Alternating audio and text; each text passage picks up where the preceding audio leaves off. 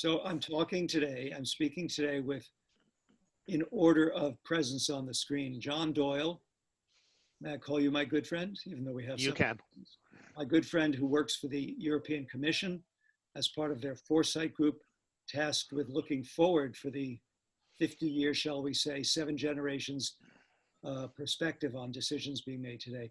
We've got Robert Hunziker, who is a very, I'll call you a very wise journalist, because there are a lot of journalists who are a little bit off, and certainly, okay, who is very aware of the global climate situation, the global ecological rampage that humanity is making, and reports on it actively.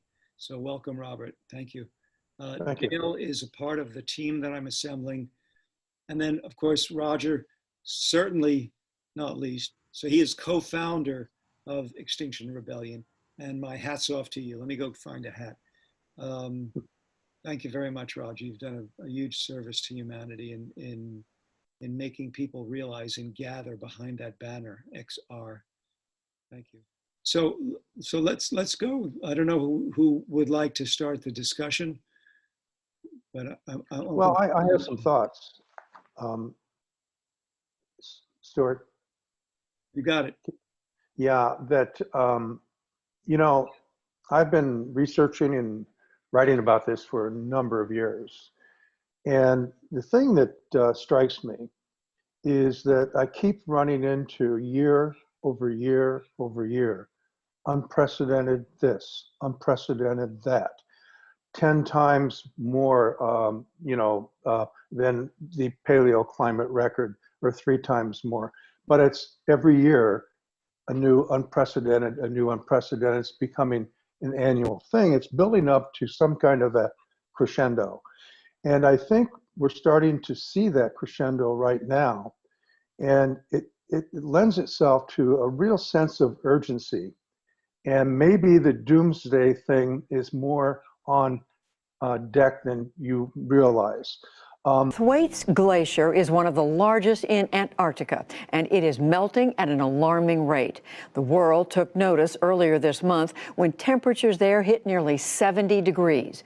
I've got an article coming out tomorrow. The title of it is The World on Fire. The World on Fire. It's literally on fire.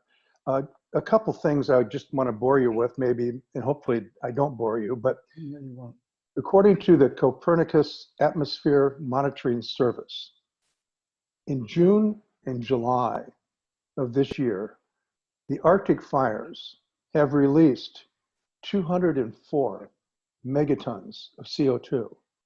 Now, in all of last year, the fires released 140 megatons. Around the what world? I'm saying, or in the Arctic? No, it was just the fires in the Arctic fires last year. They had the fires last year also, same as this year. But the difference is, last year the total was 140 megatons for the fire season in the Siberian Arctic. This year, in June and July alone, 2 months only, 204 megatons. This thing is a monster. It's biblical. So there's an additional problem in the Arctic that comes from this Copernicus Atmosphere Monitoring Service. And this part of it comes from a gentleman named Thomas Smith at the London School of Economics. They did some measurements of what's happening in the Siberian Arctic. And half of these fires now are burning peat soil. And what's kind of strange about this is ordinarily peat is way too wet, it's way too cold to burn. But the high temperatures are so powerful, they're literally baking the Arctic. And peat soils, once they start to burn, they burn forever, and they emit both CO2 and also methane. This is an enormous biblical problem. In addition to that, the Amazon rainforest, in July alone, they identified 6,803 fires in only July because of what was happening in the Amazon rainforest. Now we're 30% worse, and the fire season, and here's what's really got a lot of people on the green train, really upset. The fire season hasn't even really started yet. Superimposed on top of that, look at what happened to Australia last year. Entire landscapes were decimated last year in Australia. And this is all because our goddamn planet is heating up way too much in too many fringe areas where people don't live. And the planet can't handle it. And so I think maybe it's almost a mistake to cancel the doomsday. I think John Doyle ends up becoming a prophet based upon his speech. That's what I think. Let me clarify, Robert. I have to interrupt. I am not against the concept that we may well have sealed our fate, personally. However, we are subject to extreme ostracism, criticism, ridicule. I know. By saying there's no hope, by saying there's no chance of averting. And the other thing is that you're looking at the anthropocentric view. Yes, humans may be out of here, but my mission is to look at the bigger view of life on Earth. And so it's our mandate, our responsibility to end the madness in any way we can as soon as possible to preserve the possibility of life on Earth. But it's all really come into place since the start of the new century, since 2000. And this is when the rapid acceleration takes place, and you see it in the numbers. Let me just throw a couple things by you here, because this is telling us that we've got a much bigger problem than anybody. You know, Michael Mann, I noticed, put out a video not too long ago, Mr. Hockey Stick, downplaying this whole doomsday thing also, and downplaying the whole thing about the East Siberian Arctic Sea methane eruption, the potential, you know, big eruption out of there, and downplaying that and saying that's just not going to happen.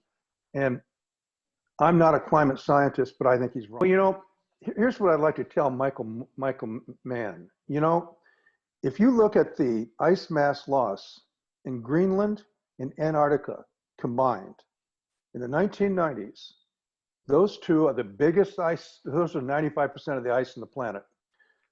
Those two sources lost 89 billion tons per year of ice on average during the 1990s. In the 2010s, it's 523 billion tons per year versus 89 billion tons. Is that acceleration? You're damn right that's acceleration. Not only that, the Great Barrier Reef has had 3 devastating bleaching events in only 5 years. In March of this year, they looked at 1,036 reefs that were totally bleached out. In every segment, there are 3 regions of the Great Barrier Reef. There's the north, there's the middle, there's the south. This is the first time, here we go, unprecedented again, first time ever, all 3 regions are bleached. We're losing the Great Barrier Reef, Mr. Mann. Not only that, is the droughts are coming so rapidly on the heels of one another that it doesn't have the chance to regrow the way it used to. Because if you leave it alone, it'll regrow really fast, but it can't because the droughts are coming too fast. Now, on top of that, you've got humanity chopping down the trees just as fast as they can. And you've got some 300-year-old, 500-year-old, 1,000-year-old trees, and they love cutting them down. So these, to me, it's almost insane for a climate scientist to come out and say some of the things some of these people are saying. And I'll leave it at that. But Barents Sea. Now, the Barents Sea, you know, Dar Jamal's book, The End of Ice, that's a brilliant book. If you haven't read it, you need to. But what Dar Jamal did is he actually boots on the ground journalism. He goes to the sites and he sees them and he talks to the people there. And there's a scientist, climate scientist named Ira. I've seen him. Leifer. Yeah. Leifer, yes. And he does Stuart has work, interviewed him as well. Yeah. Yes, sorry. he does work for NASA. And he did this work in the Barents Sea, and he found You're probably your mouth's gonna drop open, but 60 million plumes of methane. And I think the problems are huge. And I think we do have a doomsday situation. And I think that as far as Roger's concerned with Extinction Rebellion, you know, I can't congratulate you enough for the kind of work you're doing, because it's thankless, almost thankless. And I'm sure you create an enormous number of enemies, but someone has to do that. Someone's got to get out there and kick butt, because the scientists aren't going to do it. But I have been enormously grateful for the journalism you've done, Robert, because you're one of the few journalists, I think, that have really made clear in everyday language the total shitstorm that we're in. I mean, we're already in it, aren't we? And it's only going to get exponentially worse. And you know, I was going to say, you know, I consider one of the reasons I'm on this call, and one of the reasons I have to settle Extinction Rebellion, is I consider myself a ruthless empiricist. You know, I like to look at what's happening, which is why Extinction Rebellion was successful. A bit like Peter Wadham's. I don't read books on social change. I go out on the street, interview people, work out how they tick, work out, you know, what motivates them, and how you can create organizational structures that can facilitate mass civil disobedience. And that's why I've been successful, is I'm not really interested in, you know, what some academic from LSE that's been sitting there for 30 years wants to tell me. And as you can imagine, there's been quite a lot of people like that who've deemed to inform me how to change the world. It's full of people that have weird and wonderful views. And I just go out and study it. And, Roger, you know, can I interrupt you a second? Can I just ask, how has the pandemic affected the ability of Extinction Rebellion to function? And how are you helping the younger generation cope with this, what they're growing up into, and the shock of it? Well, since Extinction Rebellion was successful, people have got this rather embarrassing idea that I can sort of click my fingers and come out with the golden bullet that's going to save the world. And unfortunately, I'm not. You know, Extinction Rebellion did a lot of good, but obviously, like everything else in the world, it has a limited effect and a limited knowledge and a limited ability. And when a once in 100-year sort of pandemic comes along, then you shouldn't be surprised if I say it's more or less buggered us.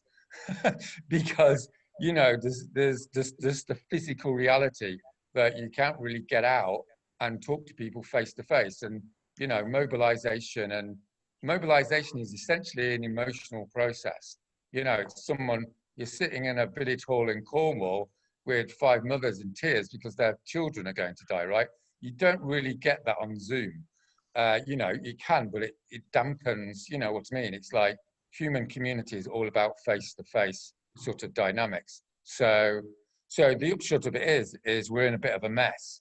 And this is a disaster, of course, for the climate crisis, because we need to have a global momentum of mass civil disobedience, broadly defined, in order to, you know, do what we all stay up at night wanting to see happen, right? Which is something to happen, you know, and nothing's happening, right? You know, I mean, I'm one of the severest critiques of Extinction Rebellion as it happens, because, you know, loads of people have come out with warm words, but fuck all's happening, right? In any substantive sense. And it's not like I'm some extreme sort of idealist here. It would be great, wouldn't it, if the British government decided to insulate 50% of the British houses? That would sort of be a start, but it's not even got to that level, never mind the complete reconstruction of the economy that needs to happen and will be happening anyway, because we'll be forced into it in a few years' time. So, you know, this is one of the main things I have to argue with people, of course, because they always have this vague, naive idea that there's normal and then there's what Roger Hallam wants them to do. And it's like, no, the normal doesn't exist. It's like you do what I'm broadly saying, or you all die in some fascistic sort of nightmare. So those are the two options that are on the table, just as when you get cancer, there isn't the option of reversing and walking back out the door and not having cancer again, as no doubt Stuart knows. So, you know, that's the way life is. And so coming on to the kids, I mean, my view is there's a massive, massive problem with youth mobilization because there's a lack of mentorship and a lack of what's in the trade called demonstration effects on what classical political struggle looks like in the Western world, at least. In the global South, they're quite good at revolutions. You know, one happens every 6 months to a year. You know, there's one in Algeria, and then they had Sudan and Armenia, all these places people don't really notice. But, you know, it's actually reasonably straightforward to bring down the government. You just need, you know, a certain percentage of the population stay in the streets for 10 days for 2 weeks. Unfortunately, we haven't got to that tipping point, but, you know, that tipping point is coming, of course, when an ecological 9/11 sort of event starts happening. But in the meantime, the big problem with youth mobilization is the lack of, you know, is the lack of organizational and political imagination. You know, standing outside your school with a placard is all very well, and it will get you a handshake with the, you know, UN General Secretary, but you're going to have, you know, a few thousand people in prison, relative, you know, give or take, in order to decarbonize the German economy. And, you know, that's my day job, is working out those stats, just as, you know, John Stuart or whatever work out, you know, what the methane rate is. I'm working out arrest numbers. But the methodology is the same, right? It's like you look in the past, you look at other case studies, you make an informed guess. It's always, you know, a probability analysis, as everything is in complex systems, but that doesn't mean you can't come out with robust analyses. So, yeah, so one of my main aims is to have more dialogue with the world youth. God bless you. Whether you believe or not, you believe it, may the universe bless you for having taken it to the streets. Yeah, I think I'll shut up in a minute, but, you know, this is probably my central contribution to the video, apart from, you know, assessing how fucked we are. But, you know, the central sort of analysis here is that increasing awareness is a necessary step, but a completely inadequate step in producing structural political change, right? This is what Martin Luther King discovered. It's what Gandhi discovered. Every radical political change, you know, leader in the last 100 years has basically gone into social situations and had to battle against people that just believe in awareness raising, right? You know, you can see the film of Selma, where Martin Luther King goes into Selma, and there's all these guys going, hang on a minute, why have you come in? You know, we're doing loads of awareness raising, you know, about how bad racism is. And he's saying, yeah, that's all bollocks, right? Basically, you need people on the street and cause a fuss. And that's how it's going to work. And he changed, you know, 70 years of history in 6 months. And that's basically what's required. What's required is for Greta to go and get arrested and go and hunger strike, right? That's going to bring you into the realm of political struggle. And, you know, and I'm not saying this because I'm trying to be macho, unpleasant, or revolutionary, right? I'm fundamentally an empiricist and a political scientist. I'm simply saying that when you're dealing with, you know, a massive power battle, it's not pretty. It doesn't need to be, you know, millions of dead bodies on the street, but it has to engage. You basically need tens of thousands of people to continually break the law. And if Greta's, you know, fantastic work doesn't lead to that, it's going to have zero effect, effectively, on the reduction of carbon emissions. So we're dealing with a situation. With that, of course. We're dealing with a situation which, when I was growing up, I knew it to be called an immovable object meeting an irresistible force.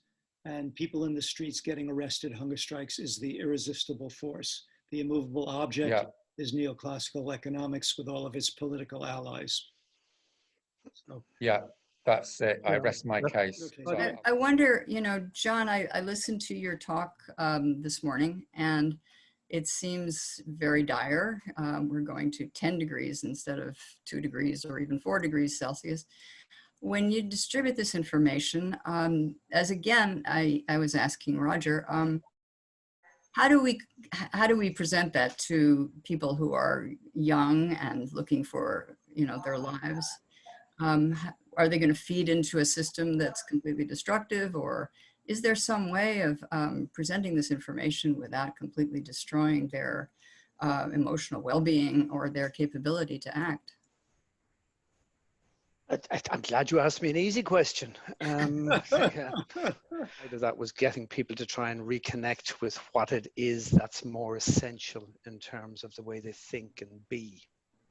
The reality that we face, if you like, the flow or the way that underpins what the little bit that we think we see.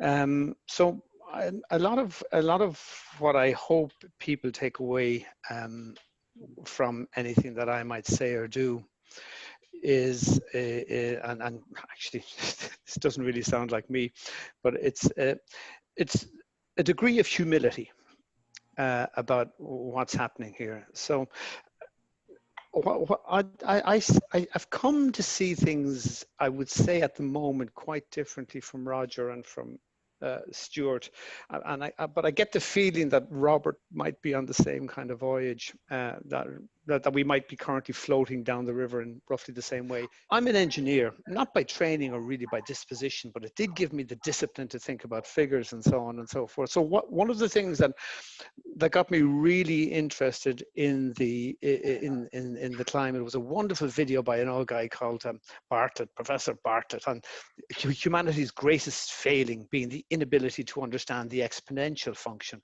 And I still have, it was Albert Bartlett. It's a wonderful, wonderful presentation. It was probably one of the very first presentations ever put on YouTube. It's hilariously gawky and awkward, but it's utterly brilliant. And it gets, you know, for somebody, an engineer is somebody who's kind of almost by definition a systems-y type person. You look at the bigger system. The architect sort of says, this is the most beautiful bridge I've ever seen. The landowner says, yes, and this is, you can have my land here. And the poor old civil engineer is sort of saying, yeah, it's a nice bridge, but will it actually go into this ground? And, you know, how often do we get big wave surges, or does the wind blow? So engineers are kind of congenital warriors, you know. We always feel that the bigger part of the system has been missed, and that's what I see now. I find the notion of blame, for example, you know, whether you choose to blame Trump for being an asshole, we all know he's an asshole, or Mother Teresa for not promoting contraception, it doesn't much matter. You know, good and bad define one another, you know, left and right, up and down. So what's really going on is a much more interesting question for an engineer. So I have a good friend, Phil Murta, who will undoubtedly watch this, who's much better at thermodynamics than I am. And we kind of discovered together a wonderful guy called Garrett, who did a wonderful thermodynamic assessment of the way, you know, human society simply grows. And irrespective of where you make the investment, it always looks like about, you know, we generate about 0.97 milliwatts of heat for every dollar, US dollar normalized to 1990 rates. And it doesn't matter how that society grows. Even more interestingly, in very recent times, I'm talking about the last, you know, 2 or 3 months, a wonderful character called Sid Smith has articulated better than anyone I have seen yet the kind of bind that we as animals in this space seem to have found ourselves. I ally that with a lot of thinking about what we think we know. So many of you will be familiar with Newton's famous, you know, I frame no hypothesis. Do you remember what he was referring to? People think that Newton discovered gravity. Nothing of the sort happened. What Newton did was describe the utterly impossible.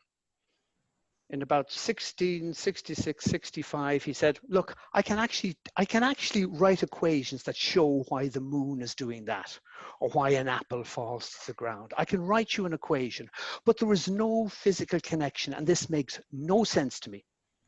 Newton totally agreed with the people of his time that his proposition was utterly preposterous, that there was some sort of weird action at a distance. And so what actually happened was the bar of the Enlightenment was dramatically lowered by Newton's refusal to frame a hypothesis that we continue to refuse to frame, because our dear friend COVID, which came from nowhere, has implemented for us changes of the scale that people have been talking about for many years, changes that we would have been utterly incapable of making ourselves.